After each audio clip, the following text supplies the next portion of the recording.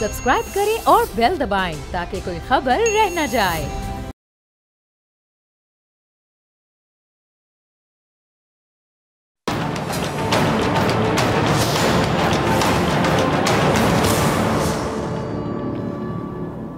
अस्सलाम वालेकुम नाजरीन, मैं हूं डॉक्टर फिजा खान और मैं हूं पाकिस्तान। आज का दिन पाकिस्तान के लिए बड़ी अहमियत का हामिल है और अहम इस हवाले से है कि मुल्क को कौम को नुकसान पहुंचाने वाले, पाकिस्तान के दिल बलोचिस्तान का अमन अमान तबाह करने में भारत के आलाकार बनने वाले कलदम बलोच नेशनल आर्मी के कमांडर समेत 70 अफराद कौमी धारे में शामिल हो गए हैं। और बलोचिस्तान के निगरान वजीर इत्तलात जान अचकजई के साथ प्रेस कॉन्फ्रेंस करते हुए कलदम BNA के कमांडर समेत 70 साथियों ने हथियार डालकर कौमी धारे में शमूलियत का ऐलान कर दिया है। सूबाई वजीर ने बताया है कि कलदम तंजीम ने भारत के इमा पर अपने मुल्क के खिलाफ कार्रवाइयां की और इन तंजीमों को फंडिंग भारत की जानिब से की जाती रही। इस मौके पर साबिक कमांडर कलदम तंजीम सरफराज बंगलजई ने कहा कि कुछ मकासद के लिए बलोच माओं, बहनों और नौजवानों को रियासत के खिलाफ इस्तेमाल कर रहे हैं। मुझे अपने लोगों और अपनी सरजमीन से दूर रहने पर पछतावे के सिवा कुछ नहीं है और यहाँ आकर बहुत खुशी महसूस कर रहा हूँ। बाकी लोग भी इस इंतजार में है कि रियासत उनको वेलकम कहे। सरफराज बंगलजई का मजीद क्या कहना था, जरा देखिए। जी, तो सुना आपने। अब जहां एक जानिब कोयटा में कलदम BNA के 70 अफराद कौमी धारे में शामिल हो गए, वहीं दूसरी जानिब कोहलू में पाक फौज की कुर्बानियों, क़याम अमन के लिए उनकी काविशों और कोशिशों को खराज तहसीन पेश करने के लिए रैली निकाली गई है, जिसमें कबायली और सियासी रहनुमाओं और सिविल सोसाइटी की बड़ी तादाद ने शिरकत की। इस मौके पर कोहलू की फ़ज़ा पाकिस्तान जिंदाबाद, पाक फौज पाइंदाबाद के नारों से गूंज उठी। इसकी भी एक झलक देखिए, टीम ज़रा चलाइए क्लिप। जी, तो इस तमाम सूरत हाल पे बात करने के लिए मेरे साथ मौजूद मेहमान मौजूद हैं। तज्ज़ियाकार हसन अयूब साहब इस्लामाबाद स्टूडियोज़ में मौजूद हैं, बहुत शुक्रिया आपका तशरीफ़ लाने के लिए। और ब्रिगेडियर रिटायर्ड बाबर अलाउद्दीन साहब, आपका भी बहुत शुक्रिया वक्त देने के लिए। बाबर साहब आपकी इजाज़त से, क्योंकि हसन यहाँ पास बैठे हैं, उनसे मैं स्टार्ट करना चाहूँगी। हसन, पाक फौज की जानिब से जो दहशत गर्दों के खिलाफ हम देख रहे हैं कि घेरा तंग करने और खासतौर पर भारत को हम बड़ा बर वक्त जवाब देते हैं उनकी तमाम कार्रवाइयों के हवाले से, लेकिन भारत बाज नहीं आता, इस तरह की कार्रवाइयाँ करता चला आता है। लेकिन आपको लगता है कि जितनी भी हमारी कोशिशें हैं, जितनी भी काविशें हैं, जो बर वक्त हमको जवाब देते हैं, अब उनके जो रिजल्ट्स आने का या उनके समरात हासिल करने का वक्त आ गया? देखिए जी, कामयाबियां तो हमारी पाक फ़ौज है वो हमेशा से हासिल कर रही है। माजी में अगर आप देख लें कि जिस तरीके के से जो साजिश पाकिस्तान के ख़िलाफ़ घड़ी जा रही है, चाहे वो अंदरूनी चाहे बैरूनी, यानी अगर आप देखें तो कुछ लोग ऐसे हैं जो कि हमारे अपने हैं लेकिन वो यानी हमारे दुश्मन के हाथ बिक जाते हैं। बड़ी अनफॉर्चुनेट बात है। जब वो लोग हमारे बिक जाते हैं तो फिर वो अंदर दीगर लोगों को वर्गलाते हैं और वर्गला कर जो है वो अदम इस्तेकाम से दो चार करने की कोशिश करते हैं। जैसे आज आपने बताया कि जिस तरह ये साहब जो है ये आलाकार बन गए, ये पहाड़ों पर चढ़ गए, वहाँ पर उन्होंने समझा कि ये हो रहा है वो हो रहा है, लेकिन एक्चुअली हर बंदा अपने मुफाद के ऊपर चढ़ रहा है। और कोई जो ड्रग की स्मगलिंग कर रहा है, कोई वेपन्स की स्मगलिंग कर रहा है, कोई जो है वो रॉ से पैसे ले रहा है। तो ये ऐसी चीज़ें तो माजी से चली आ रही हैं, लेकिन एक शुक्र अल्हम्दुलिल्लाह के हमारे इदारे वो दुश्मन की साजिश को ना सिर्फ समझते हैं बल्कि उसको काउंटर करने के लिए अमली इक़दामात करते हैं। और फिर कोई ऐसा शख्स जो कि एंटी स्टेट है और वो कौमी धारे में आना चाहे तो उसको वेलकम भी करते हैं। यानी जितने भी मुसल्ला लोग जिन्होंने यानी बंदूकें उठाई, अस्ता उठाया, पहाड़ों पर चढ़े गए, लेकिन जब उन्होंने राय रास्त पर आने की कोशिश की तो फिर उनको राय रास्त पर आने की उन्होंने पूरा भरपूर और ये बड़े दिल का मुजाहरा किया गया, बड़े दिल का। देखिए बहुत से हमारे जवानों की जो है वो जाने ली, लेकिन वो लोग जो कि किसी हीनियस क्राइम में मुलविस नहीं है फिर उन्हीं को कौमी धारे में शामिल किया जाता है। लेकिन जिसने अगर सपोजिटली कोई कानून को हाथ में लिया है, कोई इनोसेंट सिविलियंस को मर्डर किया है, तो फिर उनको कानून के मुताबिक सजा दी जाती है कि ना कि स्पेयर किया जाए। क्योंकि फिर आपने एग्जाम्पल भी सेट करनी होती है कि कोई रियासत मुखालिफ जब भी कोई बंदूक उठाएगा, कोई अस्ला उठाएगा, तो फिर उसको उसकी करार वाकई सजा भी देनी होती है। अदरवाइज फिर लोग जो हैं वो इसका नाजायज़ फ़ायदा भी उठाते हैं। लेकिन कौमी धारे में जो आना चाहे और गैर मशरूत तौर पर आना चाहे और अपने मुकदमात को फेस करने के लिए आना चाहे तो वेलकम। और हमारी स्टेट उसने हमेशा, रियासत पाकिस्तान ने, पाक फ़ौज ने उनको जो है वेलकम की है, क्योंकि अपने लोग हैं, मुसलमान हैं, और अगर कोई राह रास्त पर आता है तो बहुत अच्छी बात है। बड़े दिल का, बड़े ज़र्फ का हमेशा मुजाहिरा किया जाता है, बाकियों के लिए भी एग्जाम्पल सेट की जाती है। ब्रिगेड साहब, मैं आपकी तरफ आना चाहूँगी। आपने हसन अयूब साहब को भी सुना, तो ब्रिगेड साहब, दहशतगर्दों, ये जो ग्रुपों को, सिक्योरिटी फोर्सेस की कार्रवाइयों से हमने देखे कि बड़ा बेतहाशा नुकसान भी पहुँचा है। शंबे और जैसे जो दूसरे कमांडर्स हैं अपने अंजाम को भी पहुँचे। तो आप क्या समझते हैं कि जो ये कामयाबियाँ हैं कितनी अहम है दहशतगर्दी के जड़ से खात्मे के लिए? जी, कामयाबियाँ तो वाक़ई बहुत इम्पोर्टेंट होती हैं, क्योंकि कामयाबियों को की बेस पर ही फिर ये दहशतगर्द जो इनमें से कुछ इस चीज़ बात सोचने पे मजबूर भी होते हैं कि भी उनके लिए छुपना मुश्किल है, उनके लिए बहुत अरसे तक लोगों को बेवकूफ़ बनाना मुश्किल है, वो इसमें कामयाब नहीं हो सकते। तो उनमें से कुछ लोग ऐसे होते हैं जिनको ये बात समझ आती है, वो सरेंडर कर देते हैं, और दूसरे साथ-साथ जो इनके दूसरे लोग हैं, दूसरी तंजीमों में मिलके ये काम कर रहे होते हैं, उनके लिए भी यकीनन धचका होता है और वो भी डिमोरलाइज़ होते हैं, और वो भी उनमें से बहुत सारे लोग फिर इसी रास्ते को अपनाते हुए अल्टीमेटली रियासत के सामने सरनगू होते हैं, कानून और आइन के सामने सरनगू होते हैं। तो कामयाबियाँ तो बहुत इंपॉर्टेंट है।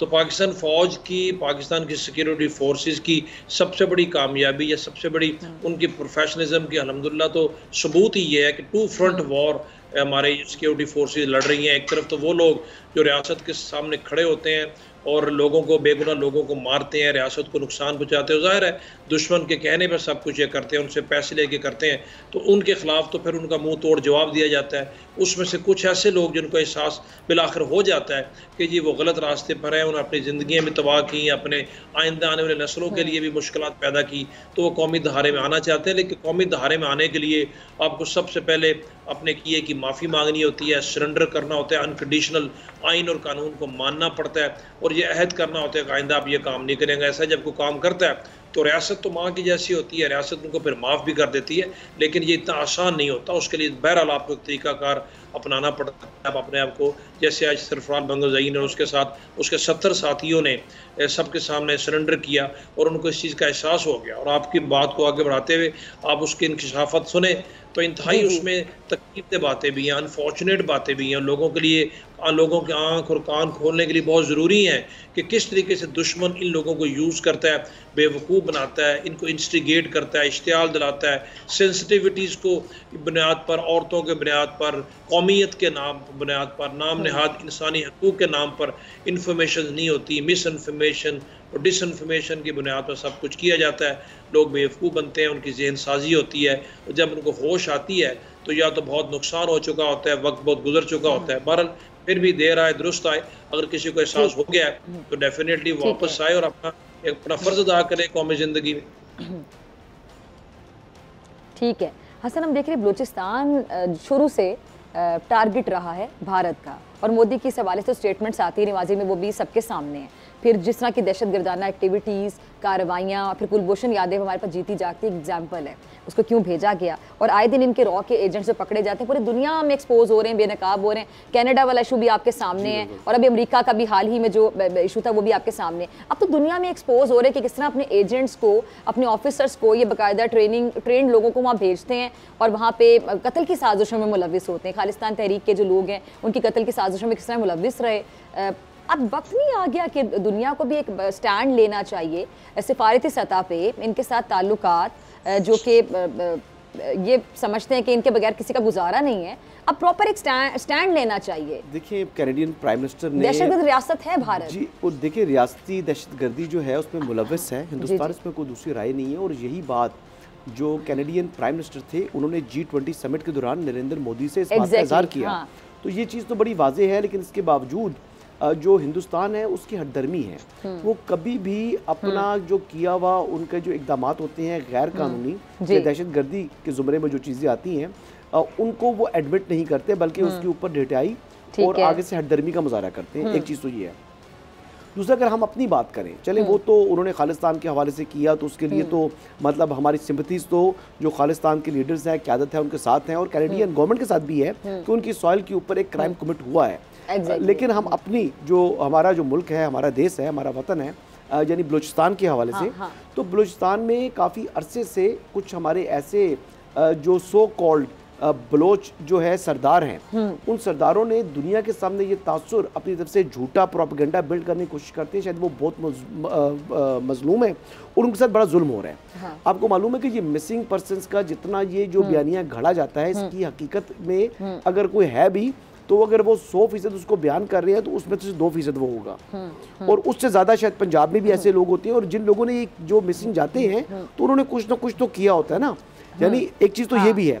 अब दूसरी बात आ जाए जी कि यानी मतलब लोगों की ज़हन साज़ी की जाती है किसी भी इशू को लेकर, और चीज़ों को एग्जैजरेट किया जाता है। और इनमें से कुछ बलोच सरदार ऐसे हैं जिनको मैंने अपनी आंखों से लंदन में देखा हुआ है। ठीक है। और आज मैं की बात नहीं कर रहा, मैं 2002-2003 की बात कर रहा हूँ। उस टाइम पर वो जिस किस्म की लग्जरियस लाइफ गुजार रहे हैं, जिस किस्म के काम किए बगैर वो बरतानिया के अंदर रह रहे हैं और वो जितनी अयाशी कर रहे हैं, तो वो उस अयाशी की फंडिंग उनको यहाँ से बलूचिस्तान से तो आ नहीं रही, तो वो वहाँ पर जाकर इंडियन एम्बेसी से जाके वो पेमेंट लेते हैं। जब वहाँ से पैसे लेकर आकर तो वहाँ पर भी वो नवाबों में जैसी ज़िंदगी गुजार रहे हैं। तो इतना बड़ा नवाब तो यहाँ से कोई भी नहीं होता जो लंदन में जाए और लंदन में जाके नवाबों से भी बढ़कर जो है वो ज़िंदगी गुजार रहे हो। तो ये बड़ी एक वेकअप कॉल थी मेरे लिए, यानी मैं उनको मिलता भी था, मैं उनको जानता भी था, लेकिन उस टाइम मेरी उम्र बड़ी कम थी, उनको अंडरस्टैंड नहीं कर सका।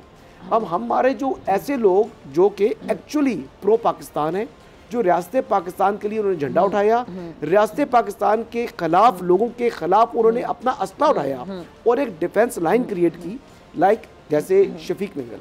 आप देखें कि शफीक मेंगल को यहाँ पर ऐसा उसको पोर्ट्रे किया जाता है जैसे शफीक मेंगल को बहुत बड़ा दरिंदा है और जो शायद कोई बड़ा जो है वो जालिम आदमी है, but he is pro Pakistan. उसने हमेशा रियासत पाकिस्तान की बात की, उसने पाकिस्तान परचम की बात की, पाकिस्तान फौज के हक में हमेशा रैलीज निकाली, पाकिस्तान की फौज के साथ हम आवाज हुआ। तो फिर कभी उसको जो है आप जो है वो दुश्मन जो करार देंगे तो ये बड़ा अनफॉर्चुनेट है। और हमारे लोग भी जो कि हमारी सिविल सोसाइटी है वो उसको बुरा इंसान समझती है। मैं ऑन एयर बोल रहा हूँ कि Shafiq Mengal is pro Pakistan and he is more patriot than Hasan Ayub. ठीक है जी, ठीक है, आपकी तरफ आ रही हूँ मैं ब्रिगेडियर साहब। ये हम देख रहे हैं कि जी जो पाक फौज की जहाँ एक तरफ दहशत गर्दों पर ज़मीन तंग कर रही है, वहीं पर बलोच अवाम की फलाह बहबूद के लिए बड़ी कोशिश कर रही है, बड़ी कोशिश है। ये जो फलाई मंसूबे हैं, इससे ये जो प्रोपेगेंडा है इसका असर ज़ायल करने में कितनी मदद मिलेगी? जो दहशतगर्द ग्रुप बाकायदा बनाते हैं प्रोपेगेंडा, फिर फैलाते हैं बड़ी प्लानिंग के साथ, बड़ी साजिश के साथ। जी, इन इलाकों में जहाँ पर ये दहशत गर्दी की कार्रवाइयाँ ज़्यादा है, चाहे वह बलूचिस्तान हो या हमारे साबका फाटा के इलाके हों, इन इलाकों में तो जो दहशतगर्द हैं जो रियासत के ख़िलाफ़ लड़ रहे हैं या लड़ते हैं, उनके ख़िलाफ़ तो पाकिस्तान की फ़ौज उसी टोन में उसी तरीके से उनको जवाब भी देती है। बट साथ ही साथ winning of hearts and mind की कैंपेन है जो फ़ौज का एक तरीक़ाकार है नॉर्मल, जो कि बहुत अरसे से जारी है, और उसके तहत इन इलाकों में डेवलपमेंट के काम भी होते हैं, लोगों की मदद भी की जाती है, सेहत के शोबे में, तालीम के शोबे में, और बहुत सारे उनको बेसिक ज़िंदगी की बुनियादी सहूलतें फराहम की जाती हैं लोगों को ये तासुर देने के लिए कि आम शहरी, आम पाकिस्तानी, आम मुहिब वतन लोग हमारे और फ़ौज के उन लोगों के दिलों के उतना ही करीब है जिन मुल्क के किसी दूसरे हिस्से का हो। और इन मिलिटेंट्स को पैगाम दिया जाता है कि आप इस तरह के काम करके लोगों के लिए कोई बेहतरी लेके नहीं आ रहे आप, बल्कि आपके इस तरह की हरकतों से, इस तरह की कार्रवाइयों से आपके अपने ही लोग जिनको आप ओन करते हैं, हालांकि आप उनके खैर खा नहीं हैं, उनके लिए मुश्किलात पड़ती हैं। तो आपने देखा होगा कि बलूचिस्तान में भी ये जो कुछ हमारे अजला हैं जिनमें ये दहशतगर्द जो है ज़्यादा एक्टिव नज़र आते हैं आपको, उनमें साथ ही साथ डेवलपमेंट के काम भी हो रहे हैं और भरपूर तरीके से हो रहे हैं। और आप ये देखें कि कितना जुल्म है कि उन डेवलपमेंट प्रोजेक्ट्स के ऊपर जो मुल्क के दूसरे हिस्सों से आए हुए गरीब मजदूर काम कर रहे होते हैं उनको ये लोग निशाना बनाते हैं। दर्जनों की तादाद में बेगुनाह गरीबों को रात के सोते हुए उनको मार दिया जाता है, शहीद कर दिया जाता है, बजाय इसके कि वो जो इनके इलाकों में आके काम कर रहे हैं उनको ये वेलकम करें, उनको फैसिलिटेट करें, उनको भी मारते हैं। उनके कोई हकूक़ नहीं है, लेकिन उसके बावजूद न लोग काम करने के लिए वहाँ पर जाने से रुकते हैं, न डेवलपमेंट के काम रुकते हैं, न बेहतरी के काम रुकते हैं। तो वो तो साथ साथ जारी हैं, उसकी बहुत सारे प्रोजेक्ट्स अभी भी चल रहे हैं, आइंदा कुछ पाइपलाइन में भी हैं।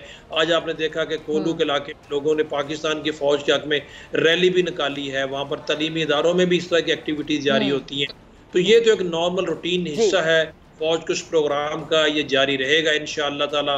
इसके दूरस नताइज इन इलाकों में नज़र आ रहे हैं अनग्रोन, अगर आप जाएँ तो, और जो भी जाएगा उसको नज़र आएगा कि इनके कितने पॉजिटिव इम्पैक्ट सोसाइटी में नज़र आ रहा है। ठीक है। अच्छा हसन, ये जो हम देखते हैं बलूचिस्तान के जो दहशतगर्द ग्रुप में, उन्होंने अफगानिस्तान में बड़ी महफूज जो पनाह गाहें बनाई हुई हैं, कायम की हुई हैं, प्लानिंग जो है मनसूबाबंदी वो भी सारी वहीं से होती है। अब ये जो बड़ी ख़तरनाक बात सामने आई, जो जदीद किस्म का जो असला है वो भी अफगानिस्तान से लाया जा रहा है, अब तो बहुत ज़्यादा चैलेंजिंग होगा, तो शुरू से चैलेंजिंग था सिक्योरिटी इदारों के लिए, खासतौर पर अमन को बरकरार रखना। लेकिन ये जो अभी अमरीकी जदीद तरीन असला ये जो हालिया हमलों में इस्तेमाल किया गया, ये मज़ीद ख़तरात की घंटी बजा रहा है। ये डेफिनेटली ये जो असला है जो इस्तेमाल कर रहे हैं बड़ा मॉडर्न है। हाँ। और इससे यानी देखें बात ये है कि हमारे जो फौज है मतलब हमारा चैलेंज मजीद बढ़ गया, चैलेंज तो बढ़ गया है, लेकिन हमारी फौज जो है वो they do know very well कि हमने इनसे हैंडल किस तरह करना है। जहाँ तक बात आ गई कि देखिए इनकी फंडिंग जो है वो पहले भी हिंदुस्तान करता रहा, जो पाकिस्तान के मुखालिफ कुव्वत है, सबसे बड़ी कुव्वत सब दुनिया को मालूम है वो कौन है, हिंदुस्तान है। और इसके अलावा एक टाइम के ऊपर ये रशिया में जाकर ट्रेनिंग भी लेते रहे हैं। और आई हैव सीन हिम, यानी मैं खुद देखा हुआ कि हरब्यार मरी वो फरफर रशियन बोलता है, उसका छोटा भाई जामरान मरी वो फरफर बोलता है। और जावेद मेंगल साहब के जो बच्चे थे जो कि भांजे लगते हैं हरब्यार के और जामरान के, जो लंदन में आते थे वहाँ पर। अब इस तरीके से, और जावेद मेंगल जो है वो सगे भाई हैं नवाब जो अख्तर मेंगल के। अख्तर मेंगल साहब हमेशा जनाब कभी लॉन्ग मार्च कर रहे होते हैं, कभी धरना दे रहे होते हैं यानी पार्लियामेंट के सामने। वो क्या बात करते हैं, कहते हैं जी कि रियासत ने हमारे साथ बड़ा जुल्म किया, रियासत ने हमारे साथ ये कर दिया।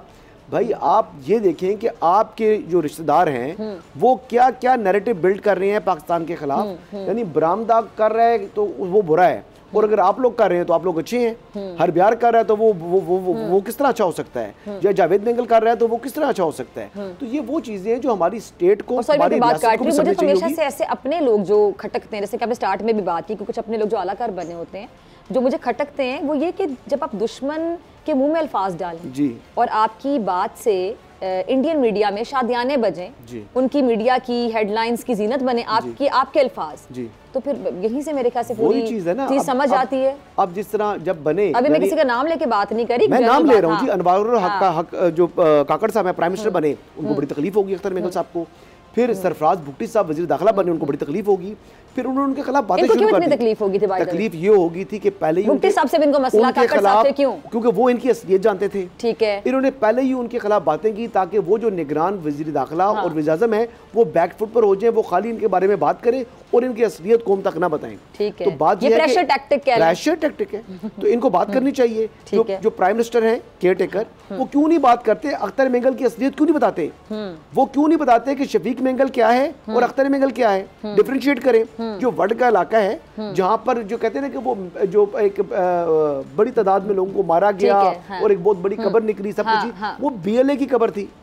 वो बीएलए ने वो तमाम लोगों को मारकर उस जो है वो बड़ी एक इज्तिमाई कब्र बना दी थी।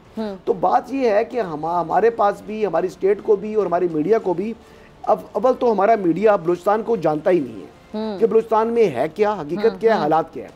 और जिनको थोड़ी बहुत ही बात मालूम भी है तो वो भी बात करने की उसको उतनी यानी जगह ही नहीं मिलती मीडिया के ऊपर कि हम अपनी पॉलिटिक्स पंजाब की ज़्यादा डिस्कस करते हैं। अच्छा, मैं ये जरा आपकी सॉरी बात काट रही हूँ, ब्रेक के बाद, बल्कि अभी तो टाइम है 4 से 5 मिनट, ब्रेक के बाद हमारे साथ टीम होगी। 2.5 चाल एक फिल्म आई है, आपको भी पता होगा, और ये बलूचिस्तान के इशूज़ को हाईलाइट किया गया इस फिल्म में। और ये तमाम जो इंडियन मूवीज़ जो पाकिस्तान के खिलाफ बाकायदा प्रोपेगेंडे के तहत बनती रही हैं, उनको एक मुंह तोड़ जवाब है। और इंडियन मीडिया में बड़ी आग लगी हुई जब से ये फिल्म रिलीज़ हुई है। तो उनकी जो कास्ट हैं, प्रोड्यूसर और कुछ एक्टर्स ब्रेक के बाद हमारे साथ मौजूद होंगे इस्लामाबाद स्टूडियोज़ में। अच्छा, मैं आपकी तरफ आना चाहूँगी ब्रिगेड साहब। अब जबकि भारत के पाकिस्तान में जो दहशतगर्दी में मुलविस होने के बाकायदा तमाम शवाहिद मौजूद हैं, सामने आ गए हैं, भारत दुनिया में भी एक्सपोज हो गया कि दूसरे ममालिक में कैसे इंटरफेयर करता है जाके, तो क्या पाकिस्तान आलमी अदालत इंसाफ में भारत को ले जा सकता है? अब नहीं तो कब ब्रिगेडियर साहब? ये सवाल लेके मैं आपकी तरफ भी आऊंगी हसन जी। जहाँ तक हिंदुस्तान का ताल्लुक है, स्पेशली लास्ट 10 ईयर्स में जो मोदी की और जो इस तरीके से बीजेपी की पॉलिसी है एक्सट्रीमिज्म और हिंदू फंडामेंटलिज्म की, उससे डेफिनेटली इस तरह लोग जो होते हैं अपने ममालिक के लिए काउंटर प्रोडक्टिव होते हैं। अभी हिंदुस्तान पाकिस्तान में तो गुज़श्ता 7 दशकों से ये कर ही रहा है, लेकिन जब उसने यही काम अभी अमेरिका में या कनाडा में या यूरोपियन ममालिक में करना शुरू किया तो एक्सपोज हो गए हैं। और जब एक्सपोज हुए हैं तो भी उनको कुछ छुपने की जगह नहीं मिल रही, बिकॉज़ दुनिया इन चीज़ों को किसी सूरत बर्दाश्त नहीं कर सकती। अभी तो पाकिस्तान का जो बयानी है वो दुनिया में मान रही है, और पाकिस्तान जो डोजियर्स देता रहा है यूएन सेक्रेटरी जनरल को या दुनिया एक दूसरे फोरम पे इशू उठाता जा रहा है कि ये फाशिस्ट रियासत है। और हम तो बहुत अरसे से कह रहे हैं जी, हम तो बहुत अब हमारी बातों को भी शायद सीरियस लिया जाए, जब कनाडा और अमेरिका ने भी आवाज उठा दी कि उनके ममालिक में, उनके सरजमीन में भी जाके इस तरह की कार्रवाइयां शुरू की गई हैं। जब उनको खुद भी चोट लगी है तो उनको भी अंदाजा हुआ है। तो देखे ना, जो बाइडन ने यौम जमहूरिया पे अपना दौरा भी मुलतवी कर दिया, वहाँ पर क्वाड समिट में भी वो नहीं आ रहा, हिंदुस्तान को पैगाम भी दिया गया, कनाडा की तरफ से भी दिया गया। तो ऐसे ऐसे पाकिस्तान की बात तो दुनिया को समझ आ रही है, लेकिन समझ तब आई है जब उनके अपने ममालिक में ये सब कुछ हो रहा है। तो पाकिस्तान डेफिनेटली इन चीज़ों को हाईलाइट कर रहा है।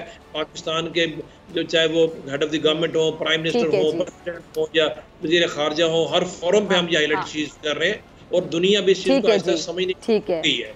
मेरा ख्याल है कि आइंदा आने वाले दिनों में ठीक है हसन अय्यूब, एक लफ्ज होता है मकाफाते अमल, जो आप बोते हैं वो आप काटते हैं, जो दूसरे के बारे में बात करते हैं एक दिन वही बात आपके सामने आ जाती है।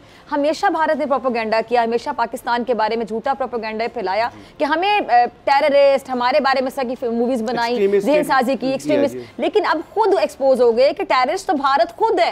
बिल्कुल, यानी स्टेट टेररिज्म को मुल्क करता है तो वो दुनिया में वो बिल्कुल हिंदुस्तान है। और उनका जो अपना ट्रैक रिकॉर्ड है राइट्स या किसी भी हवाले से हमारे सामने अभी क्योंकि इंडिया में इंतखाबात होने हैं तो इंतखाबात से पहले इस तरह के ड्रामे आपको और भी काफी देखने को मिलेंगे बिकॉज उनकी हिस्ट्री भी है लोगों को। ठीक है, बिल्कुल मैं जरा हसन साहब की तरफ भी जाना चाहिए। हसन ये बड़ा एक और अहम उन्होंने पॉइंट उठाया, इंतखाबात होने, मुझे तो वहाँ के वोटर की साइकी नहीं समझ आती, नफ्सियात समझ नहीं आती कि जब कश्मीर में जुल्म बढ़ जाता है, अभी हाल ही मेरी सुप्रीम कोर्ट ने की है 370 आर्टिकल 370 के हवाले से, वो भी देख लें।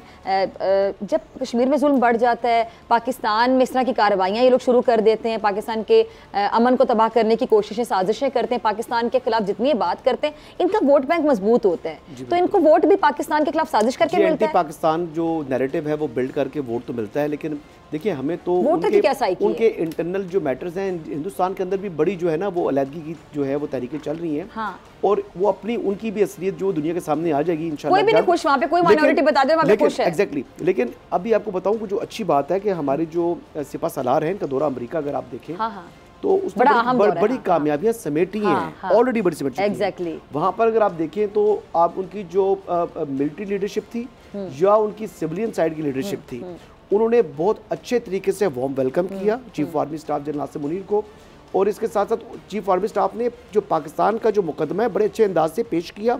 एक उन्होंने मसला कश्मीर के हवाले से पाकिस्तान की जो मौक़िफ़ है उसके हवाले से बताया कि अब जो मौजूदा सिचुएशन है उसमें पाकिस्तान क्या चाहता है, ना सिर्फ मसला कश्मीर बल्कि मसला फ़लस्तीन के ऊपर भी उन्होंने पाकिस्तान के मौक़िफ़ से उनकी मिलिट्री और सिविलियन साइड की लीडरशिप को आगाह किया है।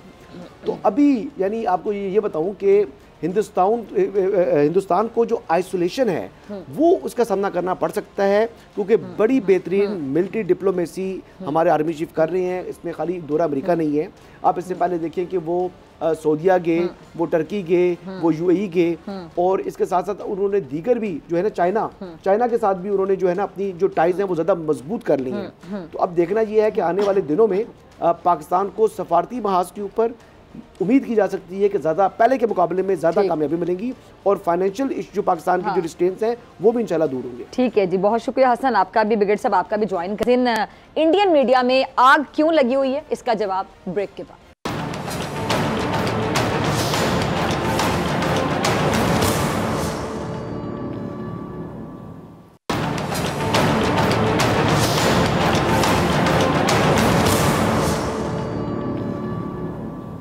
वेलकम बैक नाजरीन। पहले सेगमेंट में हमने बात की भारत की बलूचिस्तान में जो दहशतगर्दाना या इंतहा पसंदाना कार्रवाइयाँ हैं उनके हवाले से, और अब कुछ बात हो जाए ढाई चाल की। नाम सुना होगा आपने, जी हाँ, ढाई चाल, जिसने भारत में बाकायदा कोहराम मचा दिया। पाकिस्तान की ढाई चाल जिसने भारत के कदम लड़खड़ा दिए, और ढाई चाल जिससे भारतीय मीडिया में अगर मैं कहूँ कि आग लग गई तो बिल्कुल गलत नहीं होगा। ढाई चाल एक फिल्म ही नहीं है बल्कि पाकिस्तान की तरफ से भारत के मुंह पर जोरदार तमाचा है। वो भारत जो पाकिस्तान का इमेज खराब करने के लिए हमेशा झूठा प्रोपेगेंडा करता रहता है और हमेशा बुरी तरह से बेनकाब होता है, एक्सपोज होता है। और इस बार भी हमने देखा कि बहुत सी फिल्में इन्होंने बनाने की कोशिश की, और पाकिस्तान मुख्तलिफ जो फिल्में बनाने का जो मौका है पाकिस्तान के खिलाफ, ये कभी भी हाथ से जाने नहीं देते हैं। और आप ये कह रहे हैं कि पाकिस्तानी फिल्म मेकर्स ने अपनी ढाई चाल के ज़रिए एक ऐसा जवाब दे दिया भारतीय मीडिया को, उनकी फिल्म इंडस्ट्री को, कि उनकी जो आने वाली नस्लें हैं वो हमेशा याद रखेंगी। मेरी आज ये खुशकिस्मती है कि आज मेरे साथ स्टूडियोज़ में film producer doctor Irfan Arshad और जो इनके प्रोमिनेंट एक्टर्स हैं अदाकार हुमायूं अशरफ और रीत चौधरी मौजूद हैं। आप तीनों की आमद का बहुत शुक्रिया, आप तीनों यहाँ पर आए। और आप दोनों की इजाज़त से मैं ज़रा डॉक्टर इरफान साहब से शुरू करना चाहूँगी। डॉक्टर इरफान, ये आइडिया आया कैसे कि जी आपने भारत को एक्सपोज करना है, बेनकाब करना है, और आपने इस फिल्म को कंप्लीट किया, काफ़ी साल लगे। ढाई चाल से मुतालिक ज़रा कुछ बताइएगा नाजरीन को, देखने वालों को। जी बहुत शुक्रिया डॉक्टर फिजा। बेसिकली मैं क्योंकि बलूचिस्तान में 20 साल मेरी ज़िंदगी के गुजरे हैं, मेरी एजुकेशन कोयटा से है, तो मैं जब ये देखता था कि मीडिया पे एक बहुत मिसपरसेप्शन बलूचिस्तान को लेके इंडिया की तरफ से फैलाई जा रही है। आपके इल्म में है कि इंडिया ने मुख्तलिफ जाली थिंक टैंक्स इंटरनेशनल लेवल पे बनाए हुए हैं, जिससे वो एक नेगेटिव इंप्रेशन बलूचिस्तान के बारे में, परसेप्शन दुनिया के सामने बिल्ड करता रहा।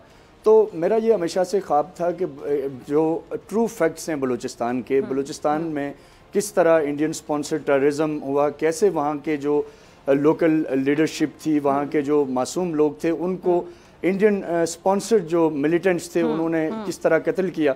तो ये एक मेरा कंसेप्ट था कि बलूचिस्तान की ट्रू स्टोरी दुनिया तक दिखाएं। बलूचिस्तान के लोग मेहमान नवाज हैं, मुहिब वतन हैं, पैट्रियाट्स हैं, लेकिन इंडिया क्योंकि अपनी टैक्टिक्स के ज़रिए एक नेगेटिव परसेप्शन बिल्ड करने में बड़ी हद तक कामयाब रहा, फिल्मों के ज़रिए, बाकी चीज़ों के ज़रिए, तो हमने उसको काउंटर करने के लिए एक अपनी सतह पे एक हमने एफर्ट की। इसमें हमें 6 साल लगे, लेकिन अल्टीमेटली हमने एक ऐसी फिल्म ढाई चाल बनाई जो इंडिया की दर्जनों फिल्मों का न सिर्फ जवाब है, बल्कि इंडियन फिल्में प्रोपेगेंडा बेस्ड होती हैं, हमारी फिल्म रियलिटी बेस्ड है। मैं तमाम जो लोग हैं जो आपके प्रोग्राम को देख रहे हैं, उन्हें मैं ये रिक्वेस्ट करूंगा कि वो ढाई चाल देखें। अगर आप बलूचिस्तान को समझना चाहते हैं और अगर आप समझना चाहते हैं कि आपके मुल्क के खिलाफ किस लेवल की कंस्पायरेसी इंडिया ने उसको स्पॉन्सर किया हुआ है, प्लॉट किया हुआ है, तो आप ढाई चाल देखें, आपको अंदाज़ा होगा ये जितनी चीज़ें हैं जो मिसपरसेप्शन इस वक्त पाकिस्तान के बारे में, हमारी लॉ इन्फोर्समेंट एजेंसीज़ के बारे में, बलूचिस्तान के बारे में, वहाँ के ट्राइब्स के बारे में, और इवन सीपैक को लेके जो मिसपरसेप्शंस हैं, ये सारी की सारी ढाई चाल के अंदर आप देख सकेंगे। ठीक है जी। एरिज आपकी तरफ आने से पहले अरीज में ज़रा हुमायूं की तरफ जाने को, हुमायूं आपने जब इसका स्क्रिप्ट आपके पास आया, हम आपको बहुत से ड्रामों में भी देखते रहते हैं, में ज़रा जो टॉपिक्स होते हैं थोड़े हट के होते हैं, और ये बड़ा चैलेंजिंग था, बड़ा मुश्किल टॉपिक था और रियलिटी बेस्ड था। तो जब आपने स्क्रिप्ट पढ़ा पहली बार, तो वो क्या मोमेंट था जब आपने रियलाइज़ किया कि हाँ मैं ये किरदार कर सकता हूँ और इसके साथ इंसाफ करूँगा?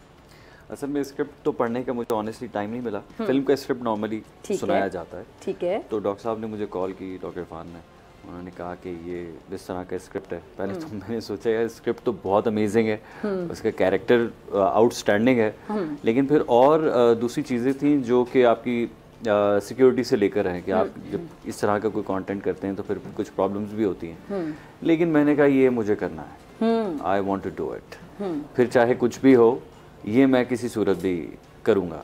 और बस फिर मैंने ये कर लिया, ये चैलेंज ले लिया। और बीइंग अ पैट्रियोटिक एंथुसिज्म भी था जब आप इसको शूट कर रहे थे, कुछ ऐसे डायलॉग जब आपने बोले, आपने रियलिटी को भी देखा, फिर उसको रिलेट किया। एक मुल्क के लिए जो जज्बा होता है, जज्बा हुब्बुल वतनी, वो तो सब में होता है, तो उससे रिलेटेड जरा एक्सपीरियंस शेयर कीजिए। और फिर दूसरी बात है कि हमारा रिवायती रे भारत जो हर वक्त हमारे खिलाफ मूवीज बनाता है, तो जब आप डायलॉग बोलते थे, जब बात करते थे, तो एक आपके अंदर एक पैट्रियोटिक जो फीलिंग्स थे, मैं चाहती हूँ वो शेयर करें। असल में जब स्क्रिप्ट तो सुन लिया था, ये सवाल आपसे भी पूछूंगी जी। स्क्रिप्ट सुन लिया था, लेकिन जब हम शूट करने गए कोयटा, तो वहाँ का एक अलग एम्बियंस है, ठीक है, वहाँ की एक अलग वाइब है, और जो सारा जो कंटेंट है वो सारा वहीं से रिलेटेड है, तो वो वाइब उससे काफ़ी मैच करी थी। फिर हम ये सीन्स जब मैं पढ़ता था तो सीन्स में डिस्कस करता था, तो उन सीन्स में ये होता था कि ये सिर्फ सीन्स नहीं है, ये हर किसी की एक एक कहानी है जो किसी ना किसी के साथ कुछ हुआ है। यही मैं जानना चाह रही थी। एग्जैक्टली, हाँ, रियलिटी है, हकीकत है। कहानियां हैं माँ, इतनी कहानियां हैं कि आप अगर उस पर फिल्में बनाना चाहें तो शायद 100 फिल्में बन जाए, इतनी कहानियां हैं। और हमारे पास इतना कम वक्त था जिसमें हमें बहुत सारी चीज़ें दिखानी थी, और हमारी फिल्म की ड्यूरेशन भी इसकी वजह से थोड़ी सी ऊपर चली गई। उसके बावजूद भी लगता है कि बहुत कुछ तो अभी कितनी ड्यूरेशन है, जरा ये बता दें थोड़ा सा नाज़रीन। हमारी 168 मिनट्स। 168 मिनट्स, ठीक है। अरीज आपकी तरफ आना चाहूँगी, आपका एक्सपीरियंस कैसा रहा? क्योंकि लड़कियां अमूमन ग्लैमरस मूवीज़ जिसमें आप बहुत ग्लैमरस दिख सकें और इस तरह के स्क्रिप्ट को ज़्यादा तरजीह देती हैं, लेकिन ये बड़ा चैलेंजिंग है, और एक स्ट्रॉन्ग वुमेन का जो एक तासुर आपके हवाले से गया इस फिल्म के बाद, आई मस्ट से कि आपकी बड़ी अचीवमेंट होगी ये। तो कैसा लगा कि जब आपने भारत को जवाब देना है और एक पाकिस्तानी खातून उसमें पूरे जज्बे के साथ एक्ट कर रही हैं, तो ज़रा एक्सपीरियंस शेयर कीजिए। फिर मेरे लिए ये एक ड्रीम प्रोजेक्ट था, because being a miss Pakistan, मुझसे हमेशा ये क्वेश्चन हुआ करता था इंटरनेशनल प्लेटफॉर्म्स पे कि पाकिस्तान तो एक टेररिस्ट कंट्री है, उधर कैसे आया जाए, बिकॉज आपको पता है कि इंटरनेशनल प्लेटफॉर्म्स पे सभी ममालिक होते हैं, तो मुझे बहुत बुरा लगता उसमें था। भी भारत का किरदार है जिसने हमारा इमेज बनाया हुआ था झूठा प्रोपेगेंडा करके। क्योंकि मैंने बहुत सारी मूवीज देखी, नेटफ्लिक्स पे देखा, मिशन मजनू में खास तौर पे देखी, तो मैंने हमेशा देखा कि इंडिया हमें हमेशा गलत पोर्ट्रे कर रहा होता था, तो दैट्स वेरी सैड। तो मैं चाहती थी कि कुछ ऐसा हो कि मैं पाकिस्तान के एक सॉफ्टर इमेज बिल्ड करने में कामयाब हो जाऊँ, बिकॉज मिस पाकिस्तान भी मैं इसीलिए बनी, और फिर आप सिर्फ इसमें ये नहीं होता ना, आपके मुल्क को आप रिप्रेजेंट कर रहे हो। तो मुझे वहाँ कोई भी अरीज नहीं कहता था, वो पाकिस्तान कह के बुलाते थे। तो बल्कि वहाँ पे इंडिया ने मुझे अच्छा लगता है इंडिया ने मुझे वहाँ पर धक्का भी दिया। अच्छा, ये सारा एक्सपीरियंस शेयर कीजिएगा। और मैं जख्मी हो गई, लेकिन मैंने बाद में उसको नहीं क्या कि इंडिया वाले क्या हर जगह जाके इसी तरह की हरकतें करते हैं, अपनी असलियत बताते हैं। जरा ये एक्सपीरियंस शेयर करने ये ऐसा था कि हम पता नहीं रीज दोबारा हमारे हाथ कब आए जी। रीज ग्लोबल इंटरनेशनल मेरा एक ब्यूटी पैजेंट था, तो उस पे हमारा बिल्कुल फाइनल राउंड था। तो उस पे हम सब लड़कियां तैयार होकर सीढ़ियां उतर रहे थे। तो she came from the back, Indian खातून थी, ठीक है, मैं जो इंडिया से रिप्रेजेंट कर रही थी। उन्होंने मुझे धक्का दिया और मेरी हील लंबी थी और मैं गिरी और मुझे यहाँ पे चोट लग गई काफ़ी ज़्यादा। और डॉक्टर्स फौरन पहुँच गए, उन्होंने मुझे कवर अप किया यहाँ भी। मुझे समझ आ गई थी कि उसने ये इंटेंशनली किया। कुछ टाइम बाद अल्लाह मियाँ ने उसके साथ कुछ ऐसा किया कि मेन टाइम पे शो पे मेन प्रिलिमिनरी आपका शो था और उस पे शो करते हुए उसका जूता टूट गया। तो मैंने हेल्प की, मैंने अपना जूता निकाला। क्या बात है, क्या बात है। मैं बैकअप में 2 शूज, और आपने बेसिकली वो अरीज ने हेल्प नहीं की, वो आपने पाकिस्तान की नुमाइंदगी की और एक पाकिस्तानी खातून ने कहा तो मैंने हेल्प की और दैट्स द पॉइंट, हम वहाँ पे दोस्त बन गए। अच्छा, दोस्त बन गए। तो मुझे इस फिल्म में बहुत अच्छा लगे क्योंकि मैं हमेशा चाहती थी हम कोई ऐसा कंटेंट करें जिसमें ये सास बहू और ये ग्लैमरस चीज़ों से लव स्टोरी से बाहर आके कोई एक्शन मूवी या कोई रियलिटी टाइप, जो जैसे भी ये कंटेंट था, इसका जब स्क्रिप्ट मुझे समझ में आया था तो ये वो था कि बहादुर लोग ही कर सकते हैं। बिल्कुल बिल्कुल, क्योंकि ये जो बना रहे थे, जो डायरेक्ट कर रहे थे, जो उसमें कास्ट में ये वही लोग होंगे जो बहादुर होंगे, जो इसको करने के लिए तैयार होंगे। बिकॉज इसके बाद आपको नहीं पता ना कॉन्सिक्वेंस आपको सामना करना, कॉन्सिक्वेंसेस। ठीक है, डॉक्टर इरफान आपकी तरफ मैं आना चाहूँगी, यहीं से इस गुफ्तगू को आगे बढ़ाते हैं। थ्रेट्स वगैरह मिली हैं आपको, क्योंकि जिन लोगों को आपने एक्सपोज किया भारत को, और भारत आपको पता है अपने रॉ के एजेंट्स दुनिया भर में भेजने में कितना बदनाम है। और अभी हम देख रहे हैं कि जी कनाडा में भी एक्सपोज हुआ भारत बुरी तरह से, और अमेरिका के हवाले से भी जो खबर आई थी वो भी आपने देखी होगी, किस तरह वहाँ पे जो खालिस्तान तहरीक के जो सिख रहनुमा हैं उनके कत्ल की बाकायदा प्लानिंग करते हैं, ये अपने रॉ के एजेंट्स को, अपने ऑफिसर्स को बाकायदा भेज के, और फिर बुरे तरीके से मुँह की खाते हैं और एक्सपोज होते हैं, बेनकाब होते हैं। अकल फिर भी इनको नहीं आती है, शर्म इनको फिर भी नहीं आती है। तो ये वहाँ पे जाके, क्योंकि रॉ के एजेंट्स और कुलभूषण एक जीता जागता सबूत है हमारे पास, क्या कर रहा था पाकिस्तान में, जाहिर बात है को पापड़ी चाट तो खाने आया नहीं था, पाकिस्तान में किस तरह की एक्टिविटीज करने आया था सबको पता है। तो इसमें कुलभूषण का भी आपने एक किरदार रखा हुआ है, जरा उसके हवाले से भी बताइएगा, खुल के एक्सपोज किया है फिर आपने। देखें, एक तो बड़ा कोशिश की इंडियंस ने, जब हम फिल्म शूट कर रहे थे उन्हीं दिनों इंडियन मीडिया ने इसके ऊपर बड़े प्रोग्राम्स किए, प्रोपेगेंडा किया, और हमें उन्होंने कोशिश की कि हमारी मूवी को किसी तरह वो कंट्रोवर्शियल बनाएं। क्योंकि एक चीज़ जो हमारे देखने वालों को समझने की है कि इंडिया ने बहुत पैसा लगाया है बलूचिस्तान की नेगेटिव परसेप्शन पे। पूरी दुनिया में वो डिजिटल कैंपेन्स करते हैं, और ये जो एक फिल्म के अंदर हमने ज़ाहिर है क्योंकि इनका ये सारा जो लबादा था इसको बेनकाब किया, तो डेफिनेटली उन्होंने थ्रेट दे रहे हैं। मैं आज से 3 दिन पहले भी एक ट्विटर स्पेस में था, तो वहाँ इन्होंने उस किसी लिंक के जरिए ट्विटर स्पेस को ज्वाइन किया, तो मैंने वहाँ भी इन्हें चैलेंज किया। और आपके प्लेटफॉर्म से मैं अगेन कहूँगा कि हमारे साथ डायलॉग करें, मनाजरा करें, आपके प्रोग्राम में आ जाएं, ब्रामदाग बुकटी आ जाए, हरबियार मरी आ जाए, मैं बताने को तैयार हूँ कि हमने जो फिल्म के अंदर चीज़ें दिखाई हैं वो एक एक फिक्रा रियलिटी के ऊपर मबनी है, एक एक सीन हमारा रियलिटी बेस्ड है। और कुलभूषण बलूचिस्तान में क्या करता रहा, वो किस तरह उसका एजेंडा क्या था, रॉ की डॉक्ट्राइन क्या थी, बलूचिस्तान को वो क्यों डिस्टेबलाइज करना चाहते हैं, और सीपैक से वो खौफजदा क्यों है, ये सारी चीज़ें हमने डायचाल में दिखाई हैं। वो नहीं चाहते कि बलूचिस्तान प्रोग्रेस करे, बलूचिस्तान आगे बढ़े।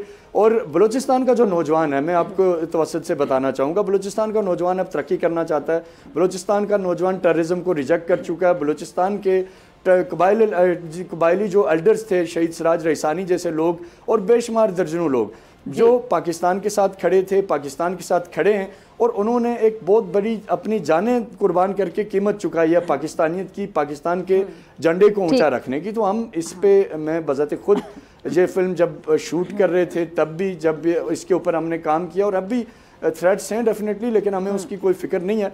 हम दुनिया को पाकिस्तान की वो अनटोल्ड स्टोरी दिखाना चाह रहे हैं कि हमारे साथ दरअसल हुआ क्या, और इंडिया किस हेवी स्केल पे पाकिस्तान में दहशतगर्दी कर रहा है। आज जो सरफराज बंगुलजई ने सरेंडर किया, तो वो अपने मुंह से वो सारी बातें बता रहे हैं जो हमने अपनी फिल्म में बताई हैं। वो खुद कह रहे हैं कि किस तरह अफगानिस्तान में टेररिस्ट कैंप्स हैं, रॉ उनको फंडिंग हमने करता फर्स्ट है, सेगमेंट में इसी हवाले से बात भी की प्रॉपर है। चीजें जो है वो सारा हमारी फिल्म का मैं ये चैलेंज करता हूँ कि अगर ब्रामदाग बुगटी और हरिब्यार मरी देखें इस फिल्म को और अगर वो एक सीन लॉजिक से साबित कर दें कि गलत है तो हम उनकी हर बात मानने को तैयार हैं। तो इसलिए मैं ये समझता हूँ कि ढाई चाल एक अवेयरेंस है यूथ के लिए, मीडिया के लोगों के लिए। बहुत सारे आप तो माशाल्लाह बहुत वेल अवेयर हैं।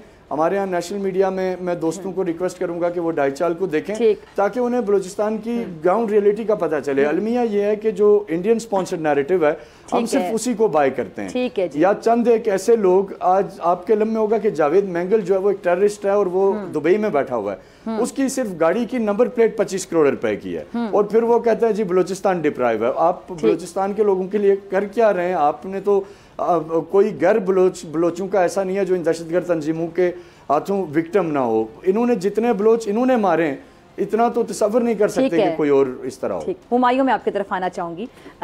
पाकिस्तानी तो जाहिर बात है फिल्म देखेंगे, भारत में बड़ा एक तहलका मचा हुआ है। आपकी फिल्म की प्रमोशन तो ज़्यादा भारत ने कर दी, वहाँ पे चीख चीख के चिल्ला चिल्ला के उनका मीडिया किस तरह खबरें पढ़े इस फिल्म को लेके, आपकी नज़रों से बड़े क्लिप्स गुजरते होंगे। जी गुजरते हैं और जाहिर सी बात है उनका अपना एक पॉइंट ऑफ व्यू है। मैं कभी भी, चूँकि मैं एक एक्टर हूँ और मैं उस पॉइंट ऑफ व्यू से चीज़ें देखता हूँ, उनके भी अपने जज्बात हैं, वो कुछ भी कह सकते हैं, हमारे भी अपने जज्बात हैं, हम भी कुछ भी कह सकते हैं। तो ये अच्छा है, एक ज़रा लगी रहती है थोड़ी बहुत तू मैं लगी रहती है, तो इससे ज़रा हाइप क्रिएट रहती है, अच्छी बात है। ठीक है अरीज, आपसे भी यही सवाल अगर मैं पूछना चाहूँ कि वहाँ पर जिस तरह चीख चीख के चिल्ला चिल्ला के उनका मीडिया बड़ा इस फिल्म के हवाले से बात कर रहे हैं, फिल्म की बेसिकली प्रमोशन कर रहे हैं वहाँ पे, तो आए रोज ही फिल्में बनाते हैं, कभी अजय देवगन को लेके, कभी सनी देओल को लेके और झूठा प्रोपेगेंडा बेचते हैं, वो बहुत शौक से कर रहे होते हैं ये काम। तो जब हमने इनको मुंह तोड़ जवाब दिया, इनको आग लग गई। नहीं, मेरे बारे में तो इन्होंने बहुत ज्यादा यूट्यूब पे वीडियोस भी प्रोपेगेंडा शुरू कर दिया होगा आपके खिलाफ कि पाकिस्तान की मिस पाकिस्तान ने ये बोल दिया। वो तो मैंने खुद जब देखी मैंने कहा अच्छा ये कब से हो रहा है, ये तो मैंने देखा ही नहीं। तो देखें ये लोग भी कर रहे हैं, हमने तो कभी कोई बात नहीं किया। तो ये तो ऐसा है कि आप रियलिटी में हम एक रियलिटी स्क्रिप्ट, ये वैसा ही है ना कि आपकी खूबसूरती को देखकर उन्होंने आपको धक्का दे दिया वहाँ पे इंडियन खातून ने, जब वो गिरी तो आपने उनका ख्याल रखा। हाँ मैंने तो फिल्में बनाए, लेकिन इतनी ज्यादा झूठ पे मबनी फिल्में ना हो कि आप बाकायदा पाकिस्तान का नाम ले लेके उसको बुरा कह रहे हैं, बाकायदा मतलब पाकिस्तान बेसिकली हवास पे सवार रहते हैं हर जी। हमने ये फिल्म बनाई है, हमारी तो फिल्म हकीकत पे मबनी है। हर वो कह रहे हैं ना कि एक एक सीन ऐसा है जो हम बता सकते हैं कि ये रियलिटी में हुआ है लोगों के साथ। अपनी भी वैसे थोड़ी बहुत औकात असलियत दिखा देते हैं। टॉयलेट एक प्रेम कथा आपने देखी होगी, अपने हालात है कि टॉयलेट्स नहीं। हाँ मैंने ये देखी मूवी, असल में इनका कॉन्सेप्ट कुछ और है ना, टॉयलेट से रिलेटेड। चले असलियत इनकी वो है। अच्छा आपकी तरफ मैं आना चाहूंगी डॉक्टर इरफान, यही सवाल लेके कि ये जब इस तरह की मूवी से खुद बनाते हैं और बहुत बड़ी तादाद में, जैसे कि हुमायूं ने कहा कि इतनी ज़्यादा बना देते हैं, प्रोपेगेंडा को फैलाने की कोशिश करते हैं, दुनिया की ज़हन साजी करने की कोशिश करते हैं पाकिस्तान के बारे में, झूठ पे मबनी प्रोपेगेंडा फैलाते हैं क्योंकि पाकिस्तान से हसद करते हैं। कभी सनी देओल की वो गदर मूवी थी, वो भी आपने देखी, फिर अजय देवगन को लेते हैं किसी मूवी में, किसी में अक्षय कुमार, कोई सनी देओल, लेकिन रियलिटी में इनका नाम क्यों ले रही हूँ? बेसिकली मैं नाम इसलिए ले रही हूँ कि उसमें तो बड़ा इसका दबंग रोल दिखाते हैं कि पता नहीं क्या है, लेकिन जब हकीकत में इनके जो ऑफिसर्स हैं कोई पकड़ा जाता है यहाँ पर आके जासूसी करता हुआ अभिनंदन, और जब त्यारा लेकर आने की कोशिश करता है, क्रॉस करने की कोशिश करता है अपनी लिमिट को अभिनंदन, तो फिर वो ज़मीन पर ठा करके गिर जाता है। असलियत इनकी ये है। असल में इनके कंटेंट का आप ये अंदाज़ा लगाएं कि जब MiG-21 गिरा अभिनंदन का, और पाकिस्तान ने उसे बिल्कुल उसी तरह वापस किया जैसे अरीज ने अपनी जज्बा खैर से गाली के तहत जज्बा खैर उसको मेडल दे दिया, अरीज ने अपनी उसको दी इंडियंस को। तो लेकिन ये जब वापस गया तो उसको वहाँ उन्होंने वीर चाकर अवार्ड से नवाज दिया। तो यानी एक और चीज मैं ऐड करना चाहूंगी, जरा सॉरी मैं आपको इंटरप्ट कर रही हूँ, वहाँ पे बकायदा टीवी शो पे बहस हो रही थी कि जो जहाज ये गिरा है ये पाकिस्तान का जहाज है। फिर उनके एक तज्जियाकार ने, एनालिस्ट ने बताया कि MiG-21 है जो कि भारत का जहाज है। एग्जैक्टली तो फिजा मैं बस ये कहना चाहूँगा कि इंडियन कंटेंट का एक अलबत्ता हमें एज ए नेशन सोचना चाहिए, हमारी गवर्नमेंट को भी, और आपकी तवज्जो से मैं सब स्टेक होल्डर्स को रिक्वेस्ट करूँगा कि इंडियन गवर्नमेंट अपने इस तरह की जो फिल्म मेकर्स हैं उनके साथ खड़ी है। इंडियन गवर्नमेंट उनको प्रमोट करती है, इंडियन गवर्नमेंट उनके लिए इवन ये अभी 1-2 फिल्में उन्होंने बनाई हैं कश्मीर के ऊपर, बिल्कुल मिसपरसेप्शन पे मबनी है, उनका कोई दूर दूर तक हक़ाइक़ से ताल्लुक़ नहीं है। कश्मीर में लोग इंडिया से नफरत करते हैं और आज़ादी चाहते हैं, जबकि वो फिल्मों में कुछ और दिखा रहे हैं। इसी तरीके से बलूचिस्तान के बारे में एक चीज़ आपको पता होनी चाहिए कि इन्होंने, एक तो वो लोग हैं जिनको स्विट्ज़रलैंड और कनाडा में बैठा के उनको ऊपर पैसे खर्च कर रहे हैं, दूसरी तरफ इन्होंने दिल्ली में और मुंबई में भी कुछ लोगों को असाइलम दी हुई है और हिंद बलोच फोरम के नाम पे एक फोरम बना के करोड़ों रुपए माहाना उसके ऊपर लगा रहे हैं, रेडियो चला रहे हैं और बेशुमार चीज़ें कर रहे हैं। तो उसके काउंटर में हम ज़ाहिर अपने तौर पे बिंगा सन ऑफ सॉइल, बिंगा पाकिस्तानी और फिर बलूचिस्तान, क्योंकि मेरे लिए मेरा घर है, मैं वहाँ रहा हूँ, मैंने ऐसे नहीं कि बस अचानक से ख्याल आया और हमने बलूचिस्तान पर फिल्म बना दी। मैंने अपनी ज़िंदगी के 20 साल बलूचिस्तान में गुजारे हैं। मैं वहाँ के इस फिल्म को बनाने में भी वहाँ के लोकल लोगों की इंडोर्समेंट थी साथ, वहाँ के ट्राइबल एल्डर्स हमारे साथ थे, वो खुद ये चाहते थे कि हमारी जो ट्रू परसेप्शन है वो दुनिया के सामने जाए। वो खुद भी इन BLA को, BLF को या इस तरह की जितनी दहशतगर्द ऑर्गेनाइजेशन हैं वो खुद इनके मजालिम से तंग आए हुए हैं, वो खुद इनके जो बर्बरियत है उससे तंग आए हुए हैं। वो चाहते थे कि कोई ऐसा आए सामने जो इस चीज़ को दुनिया के सामने दिखाए। तो हमने ये हिम्मत की, हमने ये काम किया। और लेकिन मैं गवर्नमेंट से ये रिक्वेस्ट करूँगा कि गवर्नमेंट थोड़ी सी आगे बढ़े। इंडिया अपना झूठ पूरी दुनिया में ऐसे धड़ल्ले से फैला रहा है, तो मैं आपका बहुत शुक्रगुजार हूँ कि आपने हमें मौका दिया कि हम अपना नैरेटिव आपकी स्क्रीन के ज़रिए, आपके लाखों करोड़ों देखने वाले हैं उनके ज़रिए पूरी दुनिया तक पहुंचा सकें। लेकिन मैं गवर्नमेंट से भी ये रिक्वेस्ट करूंगा कि गवर्नमेंट भारत को एक्सपोज करने का कोई मौका मैं तो हाथ से नहीं जाने देती, मेरी टीम भी। नहीं, बिल्कुल हम आपकी बड़ी कदर करते हैं, इसीलिए तो आपको रिक्वेस्ट भी की हमने कि आप इसके ऊपर बात करें। और मुझे अंदाज़ा है कि आज आपके शो के बाद इंडिया से बड़ी चीखें उनकी निकलने वाली हैं, लेकिन हमने क्योंकि सच दिखाया, पाकिस्तान का सच दिखाया, हमारे साथ पिछले 15 साल में इंडिया ने क्या किया, किस लेवल की उन्होंने इन्वेस्टमेंट बलूचिस्तान में की। और मैं तो उन्हें ये सुजेस्ट करूंगा कि आप ये पैसा पाकिस्तान को डिस्टेबलाइज करने पे ना खर्च करें, अपने लोगों को टॉयलेट्स बना के दें जो उनकी ज़रूरत है। आपके आबादी के अपने जो मसाइल हैं, ये फिल्मों के अंदर एक ब्राइटनिंग और शाइनिंग इंडिया तो वो दिखा रहे हैं, शाइनिंग इंडिया बर्निंग इंडिया। आप देखिए वहां पे कोई माइनॉरिटी जो है वो, से एक रिक्वेस्ट करूंगा कि इन्होंने एक डायलॉग इनका फिल्म के अंदर बड़ा मजेदार डायलॉग है, अगर वो ये सुना दें तो बड़ा अच्छा लगेगा। अच्छा, हाँ, ये वैसे अपने हुमायूं क्या डायलॉग है वो जो सबसे अच्छा है? डायलॉग्स तो उसमें 2-3 हैं। डॉक्टर साहब किस डायलॉग की बात करें? मैं जो एक बॉलीवुड जब आप कुलभूषण को पकड़ते हैं वो 2 डायलॉग अगर आप असल में इरफान साहब थोड़ा सा बैकग्राउंड बता दें सस्पेंस रखते हुए। इरफान साहब की बात बिल्कुल ठीक है कि ये ग्लैमर फिल्म में दिखाते हैं, फिर फिल्म में बड़ी बड़ी बातें करके खुद ही बनाते हैं, खुद ही सब कुछ जीत जाते हैं। तो उस पर वो डायलॉग है कि जब वो उसको पकड़ता है तो वो कहता है कि ये बॉलीवुड नहीं है जहाँ क्लाइमैक्स में तुम लोग हर जंग जीत जाते हो। वाह, मतलब ये फिल्म नहीं है, ये हकीकत है, ये बॉलीवुड नहीं है। बात ही 500 करोड़ 800 करोड़ और अरब खरब से शुरू करते हैं और रियलिटी पे वहाँ पे क्या गुर्बत वहाँ पे बहुत ज़्यादा है। बहुत ज़्यादा है। मैं जा चुका हूँ, मैं बहुत पहले इंडिया गया था और मुझे अंदाज़ा है कि वहाँ पे कितनी ज़्यादा गुर्बत है। मतलब वहाँ के मैं एक एरिया में गया था तो मुझे पता चला यहाँ का बहुत पोर्श इलाका है और वो हमारे यहाँ का ऐसा इलाका है, हमारे यहाँ भी जो इस तरह के इलाके हैं तो हम तसव्वुर नहीं कर सकते कि वो उनके यहाँ का पोर्श इलाका है। तो अपने मीडिया में फिर कुछ और ही दिखा रहे होते हैं। असल नुमाइंदगी तो आप अपने कल्चर की, अपने मुल्क की जब करते हैं तो आप रियलिटी दिखाते हैं ना।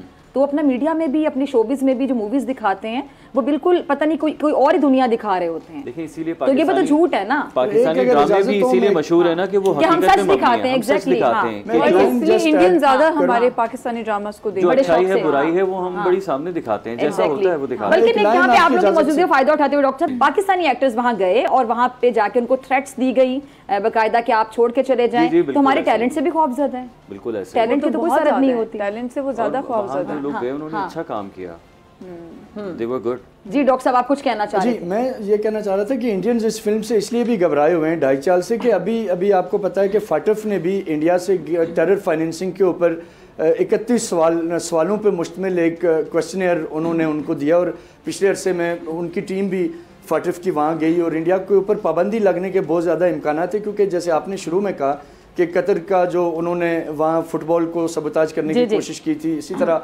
अमेरिकन अब कह रहे हैं कि ये इन्वॉल्वमेंट टारगेट किलिंग में पाकिस्तान में टेररिज्म फैला रहे हैं। तो ये इसलिए घबराए हुए हैं कि अगर ये सच बाहर आ गया और ये अगर दुनिया तक पहुँचा तो इंडिया के ऊपर जो पाबंदी लगने के इम्कानात हैं टेरर फाइनेंसिंग को लेके और ग्रे लिस्ट में उनके जो जाने का खतरा है, तो वो इस वजह से भी इस मूवी को लेके बहुत ज़्यादा बौखलाए हुए हैं। ठीक है जी, अरीज मैं आपका लास्ट कमेंट चाहूँगी, कोई ऐसा डायलॉग जो आप भी सुनाना चाहें, जो पढ़ते हुए आपको महसूस हुआ कि ये वो डायलॉग है जो बस बाकी तमाम डायलॉग्स पे भारी है, या कोई ग्वादर वाला सुना दें। वो वाला मास्टरमाइंड वाला ना? जी जी, ग्वादर वाला सुना दें। गवादर वाला कौन सा?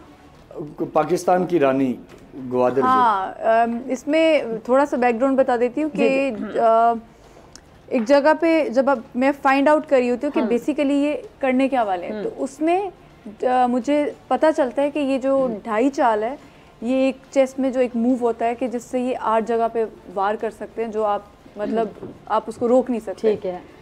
तो वो जब मैं फाइंड आउट तो मैं बताती हूँ अपने ऑफिसर को कि ये एक और जगह वार करने वाले, और वो है हमारी रानी गवादर, और मास्टरमाइंड इसके पीछे जो डायलॉग है, द मास्टरमाइंड कुलभूषण यादव। ये 2 पॉइंट्स ऐसे हैं जो बहुत ही मेन थे इस पूरी फिल्म में, एक तो गवादर और एक द मास्टरमाइंड कुलभूषण यादव। ठीक, ये 2 चीजें थी जिसपे ये डिस्क्लोज होता है। और कुलभूषण के गेटअप पे भी बड़ी बात हो रही है वहाँ पे इंडियन मीडिया में, बड़ा चीख के चिल्ला के करे, जरा उसके हवाले से भी बता दे, बाकी जो लोग मूवी देखेंगे तो खुद ही देख लेंगे क्या था उसके गेटअप में ऐसा। आप ये देखें कि हमने अपना विलन कितना हैंडसम दिखाया है। विलन कौन दिखाए बाय द वे? शामून अब्बासी साहब हैं। ठीक है, मैंने अभी तक फिल्म नहीं देखी ना actually. One of the best finest actor of Pakistan, और उस एक्टर को हमने कुलभूषण बनाया, तो कुलभूषण को तो फख्र करना चाहिए इस बात पे। चलें जी, बहुत शुक्रिया आप सब यहाँ पर आए। अरीज आपका बहुत शुक्रिया, हुमायूं आपके आने का बहुत शुक्रिया, डॉक्टर इरफान बहुत शुक्रिया तशरीफ लाने के लिए। इसी के साथ मुझे दीजिए इजाजत, आपसे मुलाकात होगी इंशाल्लाह कल सेम टाइम सेम चैनल। अगर जिंदगी ने वफा की, दुआ में याद रखिएगा, अपना बहुत ख्याल रखिएगा। अल्लाह निगहबान।